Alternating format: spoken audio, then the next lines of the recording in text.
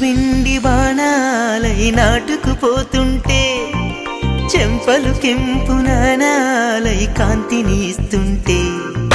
చూపులు తేనె దారాలై